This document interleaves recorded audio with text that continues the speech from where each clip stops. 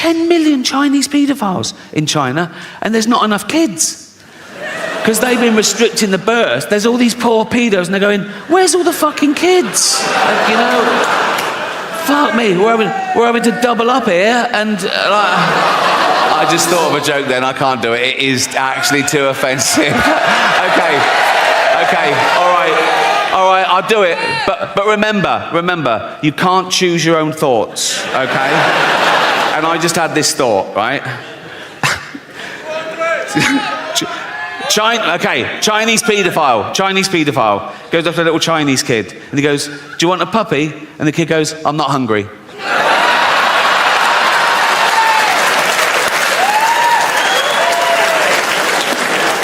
You made me do that. You committed the hate crime. I'm woke, I forgot. Let me get back on track, right, I've got a woke joke, right? You remember those jokes we used to have when we were kids, like doctor jokes, like, doctor, I keep thinking I'm a pair of curtains. Well, pull yourself together then, right? I've done a woke version of that, brought it up to today's standards, right? So, bloke goes to the doctor, he goes, doctor, I keep thinking I'm a pair of curtains. And the doctor goes, well, you are then.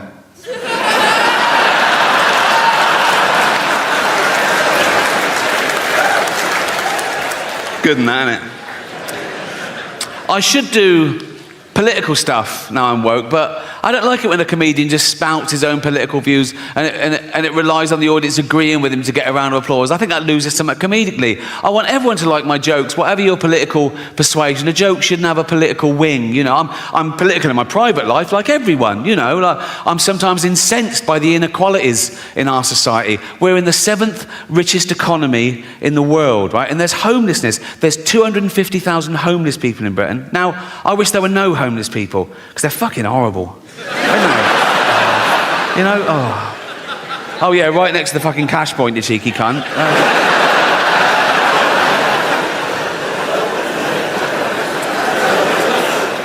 It is a serious problem, and I hope none of you ever find yourself homeless, but if you do, my advice is heroin. Cheers you right up, apparently.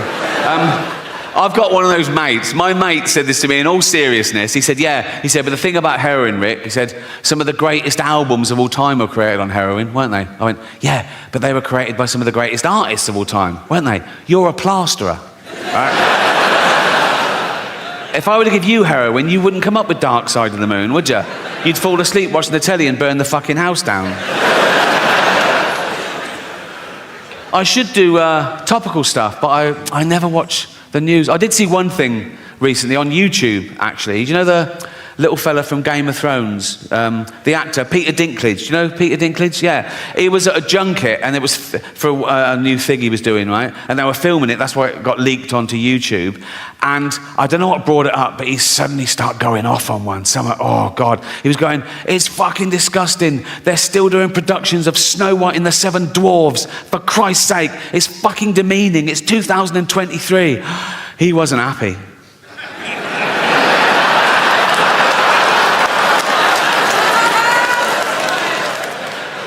He was grumpy, wasn't he? He's got a point now, hasn't he?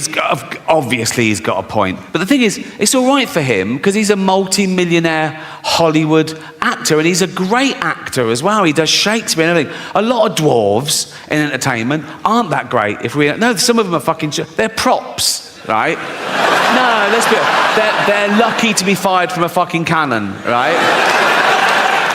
And so, dancing around Snow White for 3 weeks of the year, that is their like holy grail, and he's going to fuck it for them. If he takes that, what can they do? And he's not saying you should do Snow White and the Seven Dwarfs with normal size actors. You can't do that either. You get in trouble for that in Hollywood, or you can't take a dwarf's job or a disabled person's job. Like Eddie Redmayne got in trouble when he played Stephen Hawking in the biopic, The Life Story of Stephen Hawking, right? Won an Oscar for it, and that's when the backlash started. People going, no, it should be played by a real disabled creature, all this...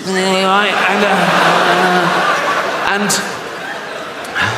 they're going, the actor should have the same disability as the person they're portraying. But it was the life story of Stephen Hawking, right? So for the first part of the film, the cunt could walk, right? So I put it to you, what is easier? Getting an actor who can walk, pretend he can't for the last bit of the film, or get an actor who can't walk, pretend he can for the first bit. How would that even fucking work? Puppetry, think. You can't always find an actor with the same disability as the person they're portraying. They're fucking actors. What if they did a biopic of Helen Keller, the deaf, dumb and blind girl? Well, what's the chances of finding a deaf, dumb and blind actress who can play that role? And if you did, you go right into the director and go, we found a deaf, dumb and blind girl. What did she say? She didn't even answer the fucking phone. Oh, don't get me started. Cultural appropriation. Have you heard of that? Cultural appropriation. The latest no-no. Now, again, in my day, it was considered a good thing to swap ideas with other cultures, with other nations, to share things with other races, to assimilate. It was the opposite of racist. Now it's racist. Gwen Stefani got in trouble in her last video because she had her blonde hair in dreadlocks. People go, no, black people invented dreadlocks, you can't have them, you're white, that's racist. Jamie Oliver got in trouble when he put out authentic jerk chicken recipe. People go, no, black people invented that, you can't have it, you're white, that's racist. Now, black people, they use the N-word, don't they? We invented that.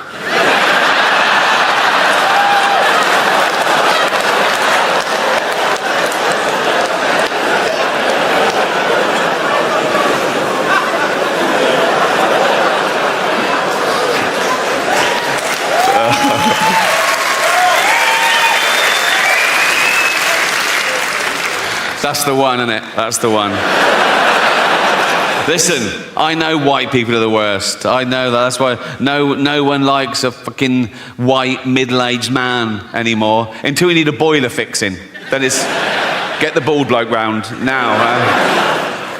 Critical race theory, have you heard of that? Being taught in schools now, particularly in trendy areas like LA, right? Just like 5-year-old kids and 6-year-old kids. If you haven't heard it, in a nutshell, critical race theory says that all white people are racist. It says that we're born racist and we continue to be racist because we're affording the privilege of a racist society set up by our forefathers, okay? So basically, all white people are racist and there's nothing we can do about it, which is a relief.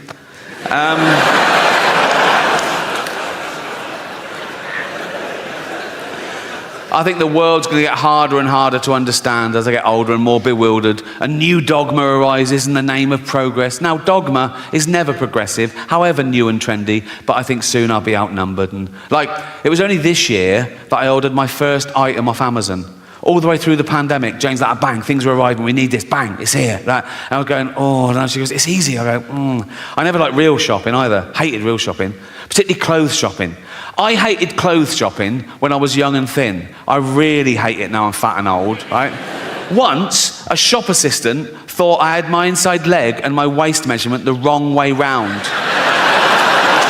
I could see her thinking, do you have an orangutan, sir? No, it's for me, you cheeky. Yeah, I never like real shopping, but I don't trust the internet either. And Jamie's going, just put in your credit card. I don't want to have my credit card details. She went, everyone's got your credit card details. Just put the number in. I went, what one? She went, the long one. She went, oh, fuck me, give it here. There, you're on. Order something. So I thought, oh, I don't want anything. Oh, tracksuit bottoms. You can't have too many. I wear mine till the bollocks fall out, right?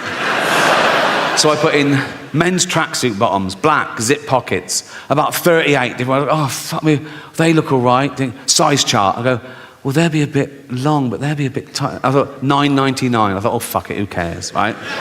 So I ordered them. They came the next day. I opened them up. They were shit. Now, I don't know what sweatshop they were made in or what little 8-year-old Chinese kid made them, but he should be fucking punished because And I was looking at where to fucking complain to get him fired, right? And I found out that these kids only get $2 a day in these fucking places, right? But what happened to pride in your work? Do you know what I mean? And I can tell, some of you are thinking, oh yeah, but he didn't think Ricky Gervais would order them. Well no, but maybe you should be told there's a chance that Ricky Gervais might order them. His owner should sit him down, right? And say, if Ricky Gervais orders these and complains, I'm going to rape your mummy again. Well, is that too much? Sorry. Leave it with me. Leave it with me. You'll realise this is great satire when I'm dead. So, I don't know how humanity will end, as I say. There's a long list, everything from, I can't believe nuclear wars back on the table, after all we've learned. But I think maybe the rise of the pandemic where parasites and microbes and bacteria and our antibiotics fail, or maybe those things that happen, but we're sort of evolved through it. Like, we'll find out there's pockets of sort of mutant people around the world that are slightly resistant to radiation and slightly resistant to microbes, and we'll sort of start again. Because we don't really understand the mechanism of human evolution since civilization, because it's never been based on, survival of the fittest, where fittest meant just the biggest, strongest male gets to pass on his genetic material. There's other paradigms, right? Nature is brutal. Sometimes it is the biggest, strongest male that gets the female, and even then, she has a litter. If there's a runt, she goes, fuck it, kill that, eat it, share it out amongst the rest of us. Now, we don't do that in human society. We go the other way. We spend more time and care and attention on the weak and the vulnerable to give them a chance. Like, if you're a father and you've got 2 kids, you've got little Timmy, who's 6, right? You've got Jack, who's 8, and you go to little Timmy, you go, Timmy, what do you want for Christmas? And he goes, motorised wheelchair. I promised Jane I wouldn't do the voice, and I fucking forgot. It's too late now, isn't it? What do you want for Christmas, Timmy? Motorised wheelchair. Right, well, they start at $2,000, so fucking hell. What do you want, Jack? Just a tennis racket, please, Dad. Oh, good lad. How is your tennis? Best in the school. Oh, you good. Also a ramp. Fuck me. What, so now we're doing fucking building work at Christmas, are we? Fuck me. Oh, sorry, Jack, can't afford your tennis racket. We've got to spend all the money on a ramp and a motorised wheelchair for this money-grabbing little fucking... Why do you need a motorised one? No arms. That's fair enough. That is fair enough. I can tell some of you feel a bit uncomfortable laughing at little Timmy, who's a little 6-year-old lad. He's got a funny little voice because his chest is all fucked. Got no arms, no legs, just like stumps, right? But let me tell you something about Timmy to make you feel better about yourselves. He's a fucking racist. Yes. Horrible little shit, he is. You little fucking bigot. You disgusting little fucking racist, you racist scum, you filthy little fucking, you fascist, you fucking, you disgust me.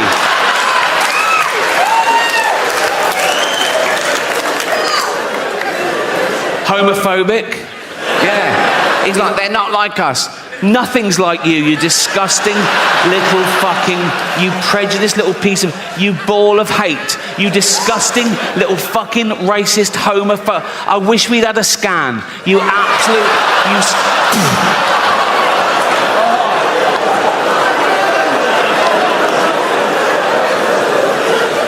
you... Misogynist.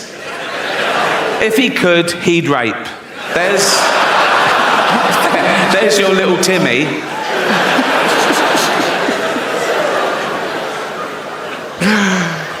Some people don't think we evolved in the first place. Some people think that God made us all at once in one fell swoop and by himself. I think if he'd had a wife or a mate, there'd have been questions when he was working, wouldn't they? Be like, what are you doing? Creating man. Oh, what's it got? What do you mean, what's it got? Has it got like claws and fangs and shit? No, not really, no. Oh, has it got poison? Nope, no poison. Oh, has it got armour, like spikes and shit? Nope, no armour. How will it survive? It's got the best brain in the animal kingdom. It'll work stuff out. It'll create weaponry to take down beasts 100 times mightier than itself. It'll wear their carcass through the Ice Age. It'll go through famine. It'll go through world wars. It'll eventually start getting scared of words.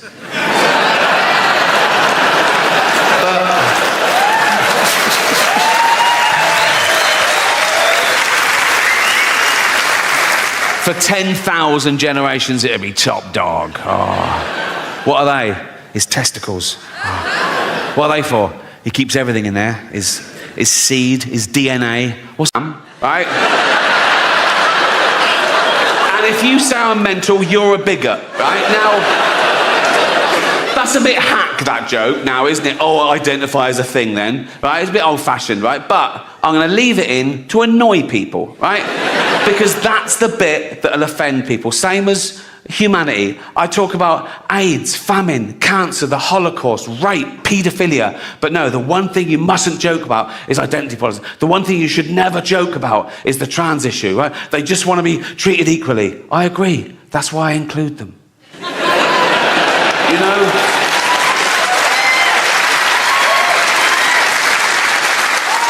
But they know I'm joking about all the other stuff, but they go, no, he must mean that, right? Like a joke is a window to the comedian's true soul. That's just not the case. I'll take on any view to make the joke funniest. I'll pretend to be right-wing. I'll pretend to be left-wing. I'll pretend to be clever. I'll pretend to be stupid. Whatever makes the joke funnier without prejudice. Okay, full disclosure, in real life, of course I support trans rights. I support all human rights, and trans rights are human rights, you know? Live your best life. Use your preferred pronouns. Be the gender that you feel that you are. But meet me halfway, ladies. Lose the cock. That's all I'm saying. Like, I made a joke about self-ID. But in fact, I wish self-ID had been around when I was a kid. I'd have used it to get shit. I'd have gone to my mum, Mum, I'm trans. She'd have gone, what? I'd have gone, I'm either trans or I need a new bike. She'd have gone, you need a new bike. I'd have gone, you're the boss. But I grew up in the 60s, Jesus. I had like Victorian parents, we hadn't heard of any of this. But what if I was a teenager now, in these really woke, progressive times, right?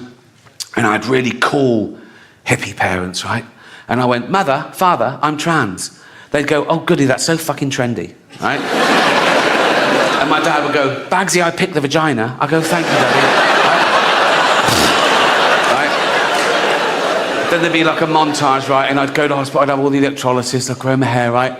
I'd have a big fanny, I think. No, if someone else is paying, I'll have the big one, you know what I mean? Like, Dad trying to buy me a minge, fuck you, Dad, right? Like, big fanny, boobs, right? And, right? No, and I'd come out and I'd emerge, I'd be a real woman, I'd be Ricky Gervais. I'd be Ricky Gervais, right? Yeah, and I'd be a real woman, right? And you can't change your sexuality, so I find women attractive, so I'd be a lesbian. I'd be a little lesbian fella called Ricky Gervais, right? Right? And probably be a butch lesbian, because of all the testosterone up till then, right? Also, I like the fashion. Jeans, black t-shirt, short hair, beard. I'd be a real lesbian called Ricky Gervais, lesbian about town, right? And so I'd go down to Brighton, right? And I'd go into a lesbian bar, right? And I'd go, hi, pool table, winner stays on. I'll be there all fucking night. Right. This joke isn't worth it for the punchline. The punchline is shit, really. So just enjoy the journey, right? Right. So I'd look around and I'd find one of them pretty lesbians, right? This is so childish and misinformed. It hurts, right? I'm going to leave it in though, right? So no, I find a pretty lesbian. This is pathetic, right? Even for me, I can't do this with a fucking straight face, right? And I'd go over that. I go, hi, you a lesbian? She'd go, yeah. Are you a lesbian? I go, yeah, just a bit. Look at that, right? And she'd go, that is a lovely fanny. I go, fucking cost enough. She'd go, what? I don't think, right? And then I'd be wooing her, right? I'd be doing all like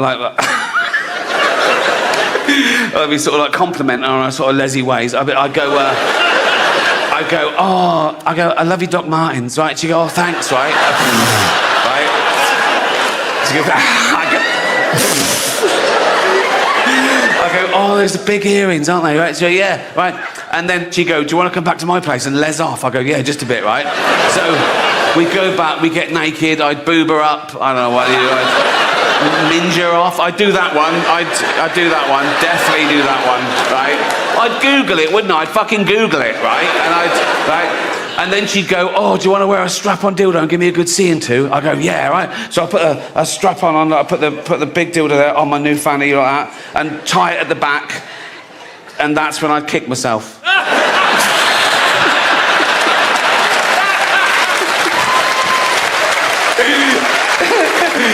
I told you it was shit, didn't I?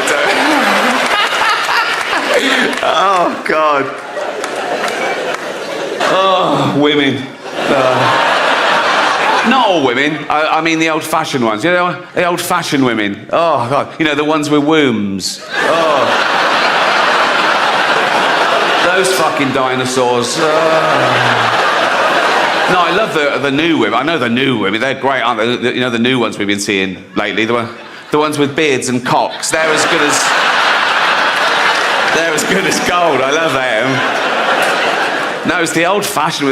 And now the old-fashioned, they go like, oh, they want to use our toilets. Why shouldn't they use your toilets? For ladies. They are ladies. Look at their pronouns. What about this person isn't a lady? Well, his penis. Her penis, you fucking bigot.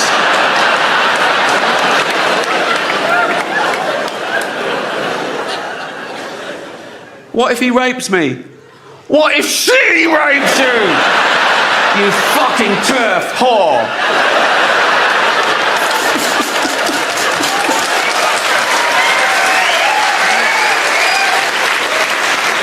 It's not a show. There's no dancers or jugglers. It's basically a bloke talking, which is essentially what stand-up comedy is, isn't it? A bloke talking. Sexist.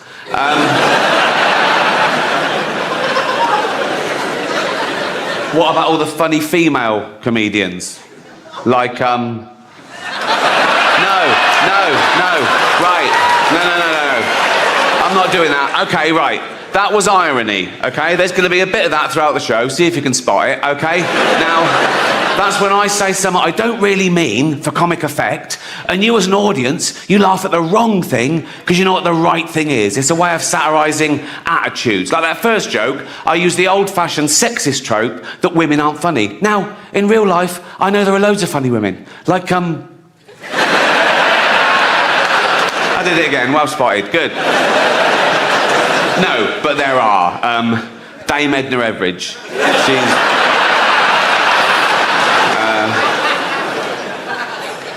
Eddie Izzard. She's brilliant, isn't she? She's not only a great comedian, she's also a great actress, isn't she? What fat people say, I'm fat, I'm overweight. Do you know why? Because I eat and drink too much. That's what does it. I don't judge fat people, I just know how they got fat. If I see a fat person, I go, well done. You know, you've eaten way more than you'll ever need, same as me, right? If I see a fat couple, I go, yeah, that works, right? But then as they're walking along, right, and you see their little fat toddlers, and you go, that's not fair, right? And the mother always goes, they love cake. Of course they love cake.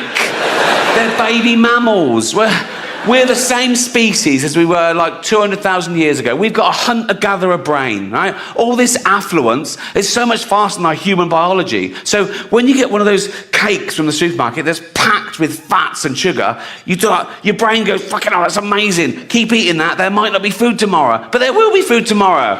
The fridge is full and your mum's on the phone to Ocado. You know what I mean? And now there's even a stigma. Like doctors get in trouble for saying to someone, you're overweight or obese. They go, no, that's a political thing. No, it's like fat shaming. It's not fat.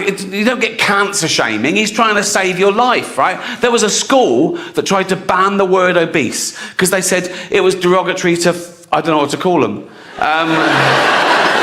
round children, right? But that's the polite word. That's the word we invented, so we didn't say fat little fucker. Don't keep changing words because one person gets offended. Also, fat people aren't offended by the word obese. They did it all. They're happy with it. They're jolly, aren't they? They're jolly. You know, you see a fat person go, all right, fatty. Yeah. Oh, yeah. Bloop, bloop, bloop. Yeah. And they go to the doctor, come in. Doctor goes, fuck me. Oh, am I obese? No, you're morbidly obese. What does that mean? Means you're going to die of it. Oh, does it? What, straight away or? No. You've got diabetes, so you're having your legs amputated soon, and then if you carry on, you'll die later of like stroke and respiratory heart failure. So, all right. Is there anything I can do? Oh, yeah, of course there is. You could start working out and eat healthy, you'll be right as rain. Oh, right. But you won't, will you? No. And I feel sorry for them, even though it's their fault. When you see one of those documentaries on telly, like the 600-pound man or something, and he's being winched out of his house to go to hospital, right? If you're dangling from a crane, right?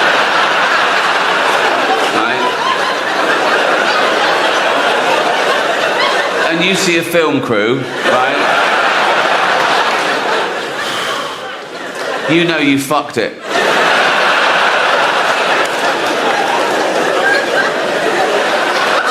And then, you know, as I say, then they wake up the next day and they've had their legs amputated. It's really sad, and they're crying and I'm crying. They go, oh God, why did I let it go this far? I'm so stupid. Then they get philosophical about it and they go, I never really used the legs. So...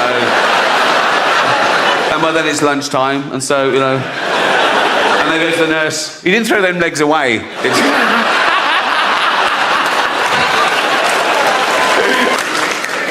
Guys, do you ever act more working class around builders? I do. I can be walking around Leafy Hampstead, right? Book of poems, right? Scarf, right? Just humming Brahms, right? And if some scaffolders go, Ricky, I go, all right, you cunts, how you doing, boys? Like that. And I take that, why am I trying to impress them? I've always been fascinated with human behaviour, right? But as I said at the beginning, we're the only species that allows the universe to understand itself. But we see all nature through our eyes. So it all comes back to us. Why are we here? What makes us? Is it our genetics or the environment? The old nature versus nurture argument. The psychologist Piaget was once asked, what's more important for the intellect of a person, nature or nurture? And he famously replied, what's more important for the area of a field, length or width? All right, mate, if you don't know the answer, just fucking... But psychology, psychiatry, neuroscience, it's still in its infancy. And we still know so little about the brain. And 150 years ago, we knew nothing. It was all guesswork, right? And everything was just mental. If you weren't a white, sort of heterosexual, married Christian man, right? If you deviated too far, mental. They just went mental, like homosexuality, mental illness, you were put in an asylum for life, or worse, tortured. Women who fell pregnant out of wedlock, mental, asylum for life, right? And now we understand things more, we're more tolerant, I think it's going too far the other way, though, because now nothing's mental. You can't find something that nothing is considered mental. Everything is a syndrome. I actually joined a gym, literally on my road, I discovered. I've got a gym in my house, I got bored with that. But I thought, if I join a gym, if I pay in advance, like pay a year in advance, right, then I'll try and get value for money and that'll make me go. Then I remembered, oh, I'm fucking rich. You know what I mean? I could join a different gym every day for a laugh. Just go along and go, there's £2,000. They go, see you tomorrow. I go, you'll never see me again. And I go about once a month and I sort of do 10 minutes on the machines and I sort of run home like that, right? I don't use the changing rooms there. I got a thing about changing rooms, public changing rooms. I always have, I know, I'll tell you why. I don't know if it's the same in ladies' changing rooms, but men are so proud of their offal, right? If I'm in a public place, I have a shower, right? 1 minute, towel, corner, pants on, right? There's blokes walking around naked before the shower, talking to each other, like that. After the shower. There was one bloke in the shower, way too long, right? It was ages, right? And he got out, no towel, just dripping wet, just went up to the mirror and started doing his hair first.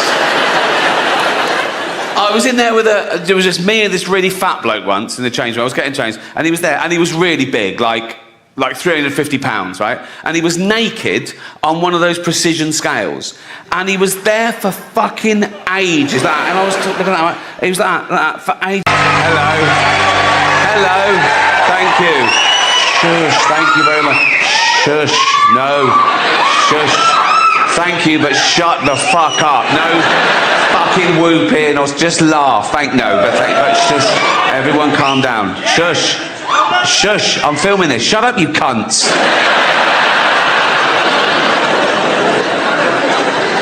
Thank you very much. Welcome to my show. It's not a show. There's no dancers or jugglers. It's basically a bloke talking, which is essentially what stand-up comedy is, isn't it? A bloke talking. Sexist.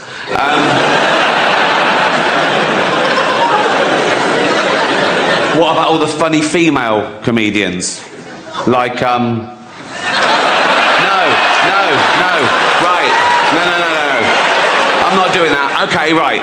That was irony, okay? There's going to be a bit of that throughout the show. See if you can spot it, okay? Now, that's when I say something I don't really mean for comic effect, and you as an audience, you laugh at the wrong thing because you know what the right thing is. It's a way of satirising attitudes. Like that first joke, I used the old-fashioned sexist trope that women aren't funny. Now, in real life, I know there are loads of funny women. Like, I did it again, well spotted, good. No, but there are. Dame Edna Everage. She's...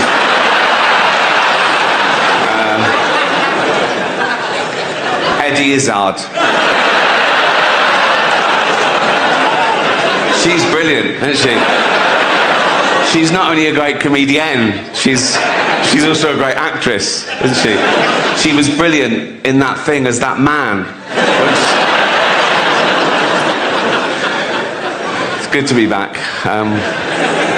I fell back in love with stand-up on my last tour, Humanity. I played arenas around the world. Netflix bought it for a record amount. It was the most watched special of the year. I thought, everyone loves me now. Everyone loves me now. Then I got this tweet. Real tweet. Call yourself a comedian? He knows I do. Literally says the word in my Twitter bio. Call yourself a comedian, you're about as funny as... Now, I thought he was going to go for the jugular and say Miranda, or... Come on, guys, don't... I'm joking. Right. Call yourself a comedian, you're about as funny as a fart at a baby's funeral. He was trying to hurt my feelings. But his big mistake was choosing something that would be fucking hilarious. As if that would... A fart at a baby's funeral. Big echoey church. Everyone just silently sobbing like that. Tiny little coffin. Tiny little coffin. And someone farts. You'd laugh. Even if it was your baby. You know? No. If you're at the funeral, it's been dead a week. Do you know what I mean? You're probably up for a giggle. Particularly if you're the father. If you're the mother, you probably still find it hard seeing the funny side of things. Oh, women. Not all women. I mean the old-fashioned ones. You know, the old-fashioned women. Oh, God. You know, the ones with wombs. Oh. Those fucking dinosaurs. No, I love the new women. I know the new women. They're great, aren't they? You know, the new ones we've been seeing lately. The ones with beards and cocks. They're as good as gold. I love them. No, it's the old-fashioned. And now the old-fashioned, they go, oh, they want to use our toilets. Why shouldn't they use your toilets? For ladies. They are ladies. Look at their pronouns. What about this person isn't a lady? Well... his penis. Her penis, you fucking bigot.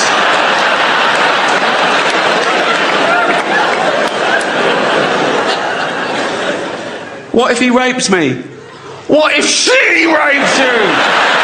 You fucking turf whore.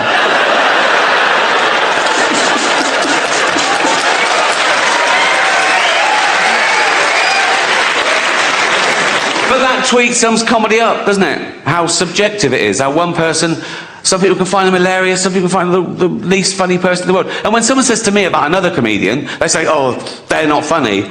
Even if I agree with them, I stand up and I say, well, you can't say that. You've got to say, you don't find them funny, you know. And I hate it when people say, that joke was offensive. I gotta say, no, you've got to say, you found it offensive. Because it's all about feelings, and feelings are personal. And there's loads of types of comedy, and comedy evolves, you know. There's a new type of comedy at the moment called woke comedy, right?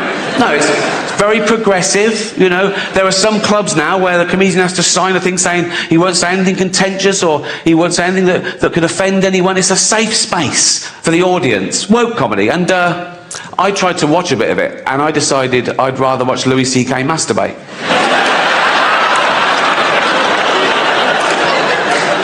Can't mention him anymore. He's cancelled. Not enough to apologise and move on. You've got to... Like poor Kevin Hart. See, Kevin Hart, he got the job hosting the Oscars. It was his best day ever. He was on Twitter going, oh, I've wanted to do this all my life, right? And then someone found these 10-year-old tweets, right? That they were sort of childish, sort of shitty, homophobic tweets. It was about his son. He was mucking around and he said, oh, my son's doing so-and-so. I hope he's not gay. There was a massive backlash. He went, oh, sorry, I'm not homophobic, really sorry. He deleted them, right, and said, I'm really sorry. 10 years later, someone finds a screen grab and goes, look, he's done this. Oh, big, the Oscars go, oh, you got to apologise again. He went, no, I've apologised. I can't keep apologising. And he's right. If there's no value to saying sorry and evolving, he might as well just tweet him again. Right? That's how I deal with shit, anyway. But if you're the type of person to revel in someone getting cancelled for something they said 10 years ago, you're just ensuring that one day you'll be cancelled for something you said today. You can't predict what will be offensive in the future. You don't know who the dominant mob will be. You know, like, the worst thing you can say today, get you cancelled on Twitter, death threats, whatever, the worst thing you can say today is, women don't have penises, right? Now, no one saw that coming. There are no 10-year-old tweets of people saying... You won't find a 10-year-old tweet of someone saying women don't have penises. Do you know why? We didn't think we fucking had to. Liam Neeson. Oh, he nearly got cancelled, didn't he? Liam Neeson. Now, I don't know why he told this story, but he did at a press junket to a journalist, right? And it was where he just started saying, it was 30 years ago, he said, and my friend came home and she'd been raped, right? And that's not the funny bit.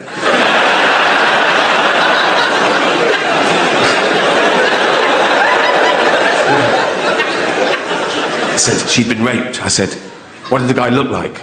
He said he was a black guy. He said, so I got my cosh and I went out looking for the first black guy. He said, nothing happened. I came to my senses, right? But the weird thing about that story is, who has a cosh?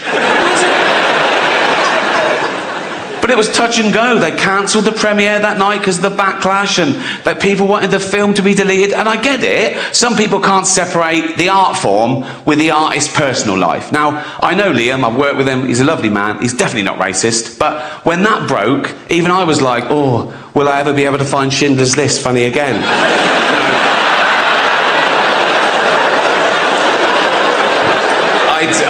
I do still find it funny, obviously.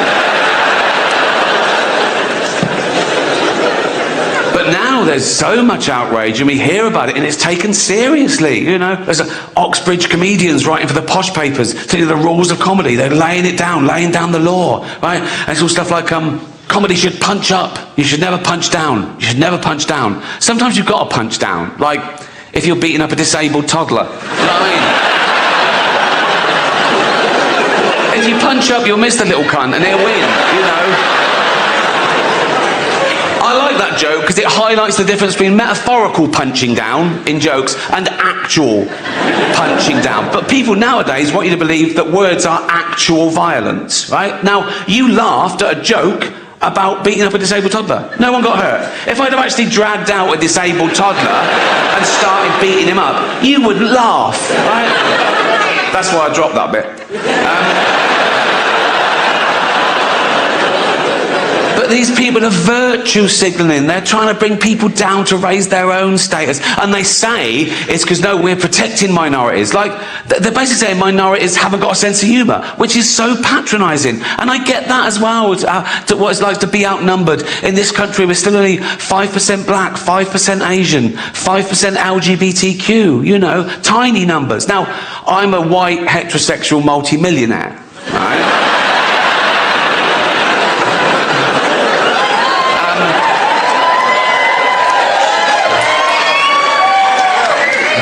There's less than 1% of us.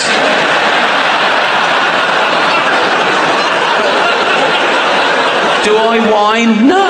Do I don't mind. I just get on with it. Come on, Rick. Come on, Rick. Just keep I'm like Rosa Parks. Do you know what I mean? I'm like... Except I fought for the right to never have to take a seat on a bus.